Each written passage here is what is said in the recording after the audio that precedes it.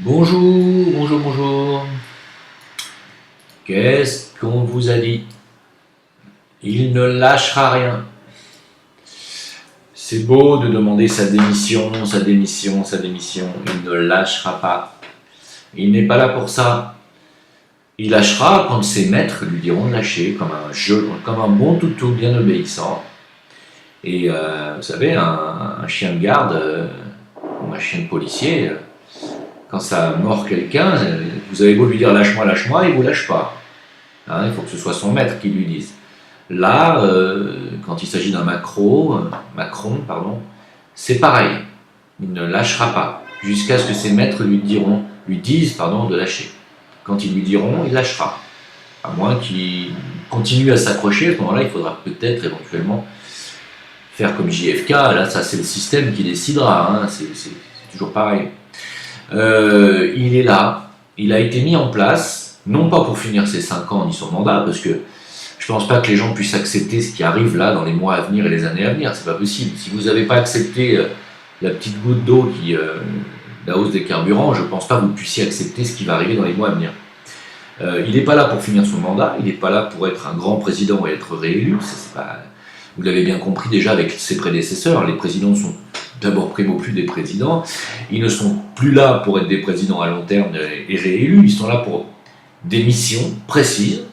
Et la mission de celui-là, c'est de détruire le maximum de choses en un minimum de temps.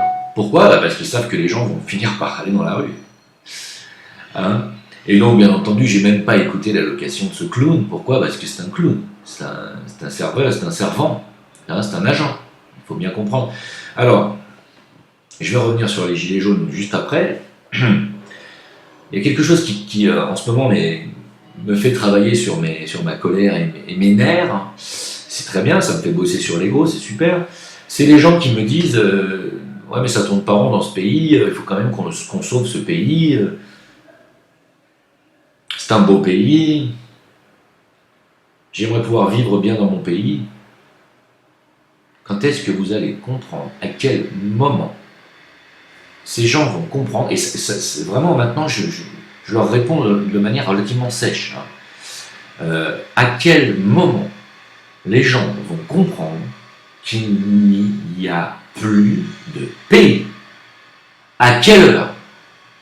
Alors oui, ça m'énerve. Il n'y a plus de pays en Europe. Quand est-ce que vous allez piger ça? Il y a des États de l'Union européenne. C'est simple ou c'est pas simple? Exactement comme les États-Unis sont composés d'États. J'ai déjà expliqué ça 150 fois. La Californie est un État américain, la France est un État européen. L'Allemagne est un État européen. Ce ne sont plus des pays souverains, ce ne sont plus des nations souveraines. C'est fini. Quand est-ce que vous allez l'intégrer une fois pour toutes dans vos tronches? Et je ne parle pas à ceux qui me suivent, bien entendu, je parle toujours à ceux qui ne comprennent pas et qui continuent à voter en s'imaginant que le président Salvatore va redresser la France. Il n'y a plus de France, il y a un État européen qu'on peut appeler l'anciennement la France, mais qui ne ressemble plus ni de près ni de loin à la France que nous avons connue et celle d'avant que nous n'avons même pas connue. C'est fini. Est-ce que c'est clair? Oui ou non? Les présidents de la République française ne sont plus des présidents décisionnels. Ce sont, comme dans les États américains, des gouverneurs qui appliquent les règles dictées aux États-Unis par Washington et en France ou en Europe, enfin partout en Europe, dans tous les États européens, sont dictées par Bruxelles, par des gens qui n'ont pas été élus démocratiquement, contrairement à Washington. Les États-Unis sont une démocratie. L'Union européenne n'est pas une démocratie. Mais à quel moment ça va rentrer dans la tête des gens? Donc, attendre que Macron, ou Sarko, ou Hollande, ou qui que ce soit, puisse faire quoi que ce soit pour redresser la France, c'est-à-dire un pays qui n'existe plus, est totalement utopique. Voilà, je ne sais pas dans quelle langue, là j'ai bien détaché les mots, j'espère que vous avez pigé cette fois. il n'y a plus de France, il n'y a plus de pays, il n'y a plus de nation. Donc le peuple français n'a plus de raison d'exister ni son identité, donc il doit être remplacé. Et les présidents ne décident plus rien, sauf de quel prix vous allez payer le carburant, de quel prix vous allez payer l'électricité, de comment ils vont vendre votre maison, les barrages que vous avez payés, les barrages électriques, les péages que vous avez payés, la Française des Jeux qui normalement vous appartient et dont les royalties devraient vous être reversées. Son rôle, c'est un administrateur de tous les biens de cet État, France. Il administre ses biens comme il administrerait un Monopoly. Il vend la rue de la Paix, il vend les Champs-Élysées, il vend la Tour Eiffel, il privatise ça, il privatise ci, il privatise ça. Tout ce qui vous appartient ne vous appartient plus. C'est clair ou c'est pas clair? Je ne sais pas dans quelle langue il faut que je le dise. Je vous assure, franchement. Donc, bien entendu, que si vous voulez éventuellement que la France redevienne un pays, ce qu'elle n'est plus, il faut non seulement, bien entendu, destituer ce président qui n'est pas un président, qui est un agent de l'Union européenne, qui n'est pas une démocratie, mais une institution bancaire tenue par la Goldman Sachs et la Fed américaine. Quand est-ce que ça va rentrer dans le crâne des gens? Donc, bien entendu qu'il ne faut plus de gouverneurs et d'agents qui obéissent à l'Union européenne. Bien entendu qu'il faut sortir la France de l'Union européenne. C'est les deux conditions sine qua non pour un retour éventuellement à une souveraineté nationale et un semblant de pays en y remettant des frontières, des règles souveraines, c'est-à-dire des règles nationales, gérées par la démocratie française, le peuple de France, avec une personne et un gouvernement qui représente le peuple, élu démocratiquement aux urnes, bien entendu, en mettant la proportionnelle, en enlevant ce système de signature qui est une magouille absolue et qui permet de ne mettre que les candidats qui arrangent le système. Bien entendu que tout ceci doit sauter. Tant qu'il y aura tout ça, il n'y a aucun espoir que la France redevienne un pays. Aucun. Voilà, j'ai parlé lentement, avec aplomb, pour que vous compreniez, une fois pour toutes, que vous accrochez à la vieille France, celle d'il y a encore 20 ans, 30 ans, celle de De Funès, n'existe plus. Celle de Claude François n'existe plus. C'est fini. Et ça ne reviendra pas. C'est simple ou c'est pas simple? Donc, dans ces conditions, notre gouverneur Macron, ce gouverneur de l'Union européenne, qui a été placé par les banquiers américains qui tiennent l'Union européenne, ce gouverneur des banquiers américains, qui est aujourd'hui à la tête du gouvernement fantoche français, son travail à lui, c'est de détruire, d'administrer vos biens pour les vendre à des familles et des lobbies richissimes. Point final. À jouer le jeu de la carte de la mondialisation, c'est-à-dire le fait que les gros, les multinationales, mangent les petits, et fassent d'immenses d'hyper multinationales qui vont finir par créer un système que l'on peut appeler le marché. Attali dit le marché. En réalité, ce sont tout simplement des immenses multinationales qui, bien entendu, fonctionnent avec la bourse et les marchés, et ce sont eux, aujourd'hui, qui donnent leurs ordres à tous les politiciens occidentaux, sans aucune exception.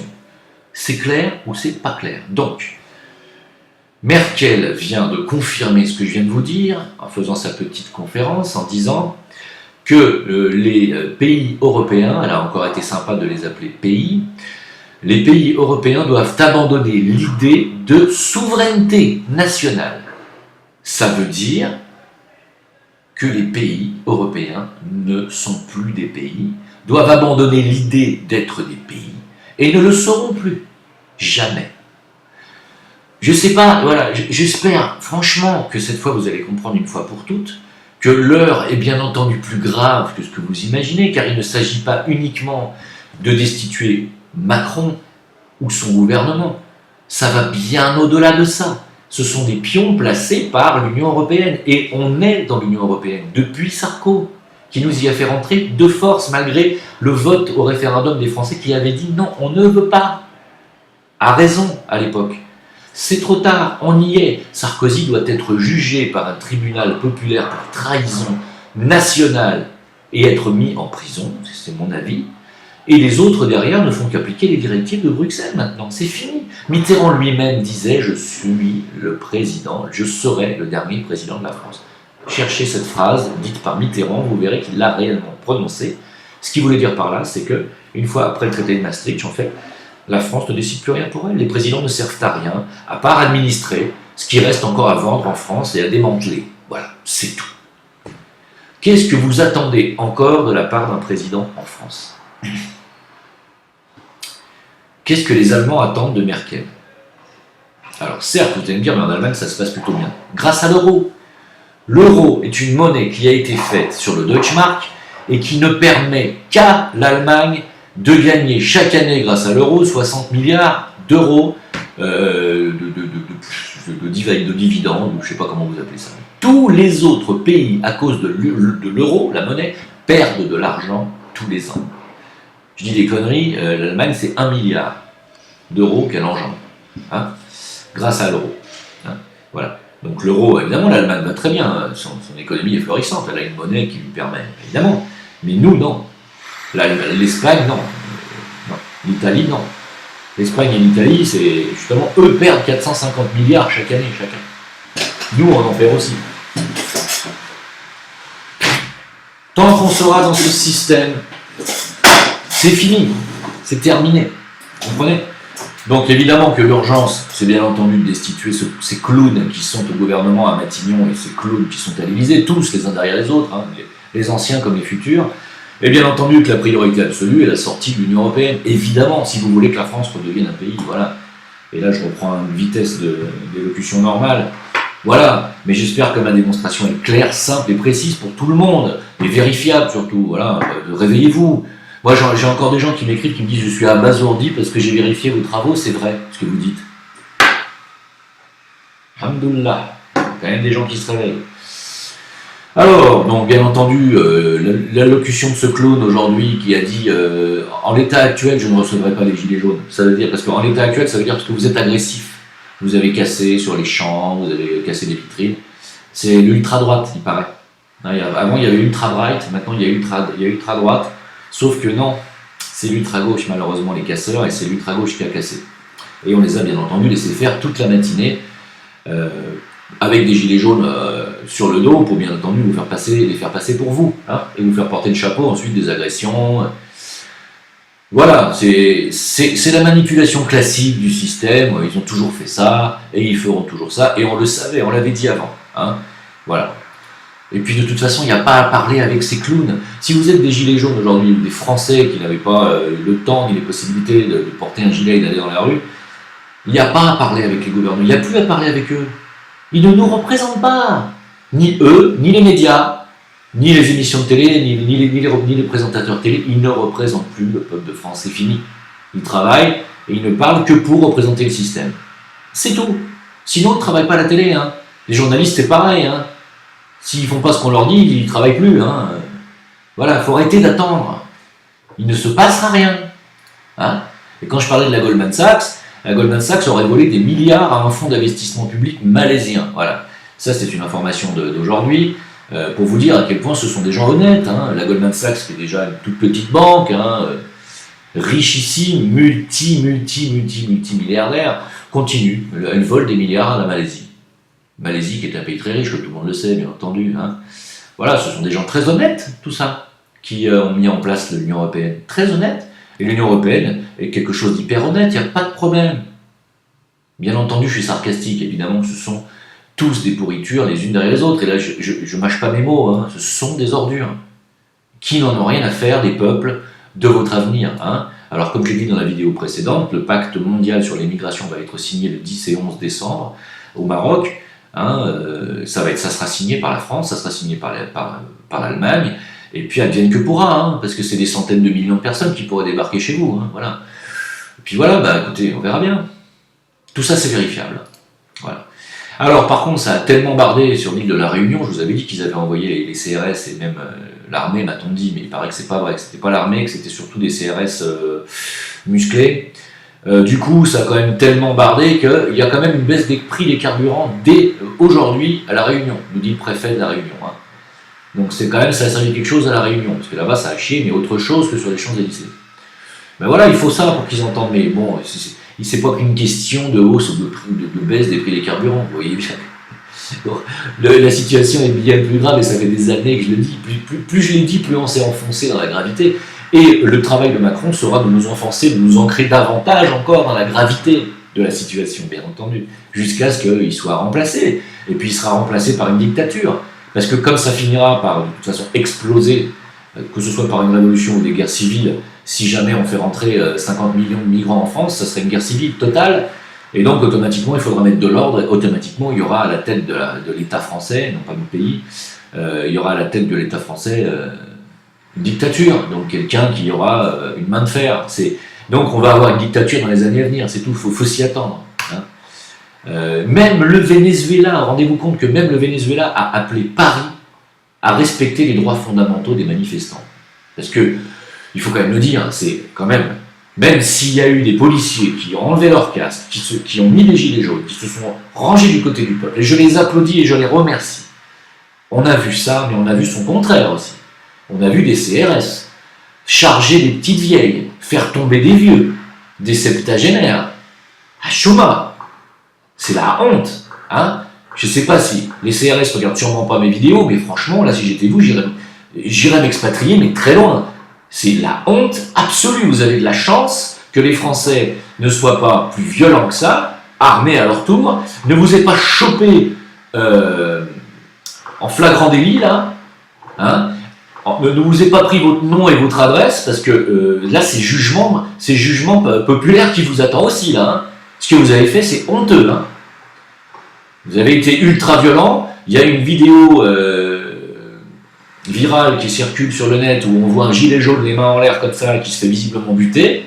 Je ne sais pas si il a été tué ou pas. Je ne vais pas vous la montrer parce que j'ai pas envie de me faire striker ma chaîne ou sauter cette vidéo, ça serait dommage.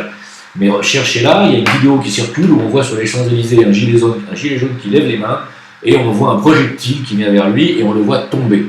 Est-ce qu'il est mort? Est-ce qu'il est simplement assommé? Je ne sais pas. Je sais qu'il y en a un qui a un œil en sang qui très certainement va perdre son œil. Il y a eu des violences et bien entendu des interpellations et le gouvernement et Castaner nous dit que ce sont les gilets jaunes qui ont été d'une violence inouïe, lamentable, ultra-droite, fasciste. C'est vous les menteurs, c'est vous les fascistes. Et même le Venezuela appelle Paris à recouvrer un minimum de raison, évidemment. Ça me fait sourire, c'est joli.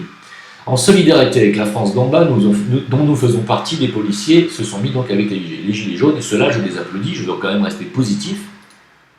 Pendant que pour Darmanin, vous savez qui est Darmanin, hein, la peste brune, c'est la peste brune qui a manifesté sur les Champs-Élysées. Donc vous, les gilets jaunes, vous êtes la peste brune, pour le porte-parole du gouvernement. Voilà.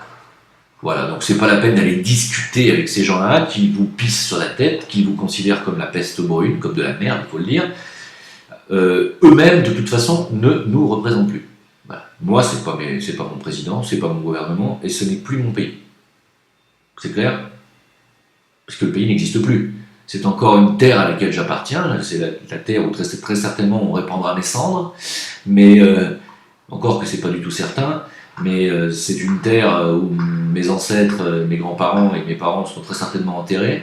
Je parle de l'État français aujourd'hui. Mais j'ai plus rien à voir ni de près ni de loin, moi, avec ce qui se passe. Alors oui, je gueule, je fais des vidéos parce que ça m'arrache le cœur, il faut dire ce qui est. Quand je vois des gens qui me traitent de traître et de planqué parce que je ne suis plus sur le territoire, qu'est-ce que je dois leur répondre ? Je peux pas leur répondre gentiment, parce que j'investis, je prends du temps, je prends des risques à faire ce que je fais, et aucune raison de le faire. Tous mes proches qui sont ici avec moi me disent « Mais pourquoi tu perds encore ton temps avec ce pays ?» Parce que c'est le mien. C'était le mien. C'est comme ma famille. Parlons d'autre chose, juste pour faire un aparté. Non, je crois que j'en parlerai pas dans cette vidéo. Je vais faire une vidéo exprès pour ça. C'était une vidéo sur ce que les Chinois viennent de faire en modifiant génétiquement des nouveau-nés.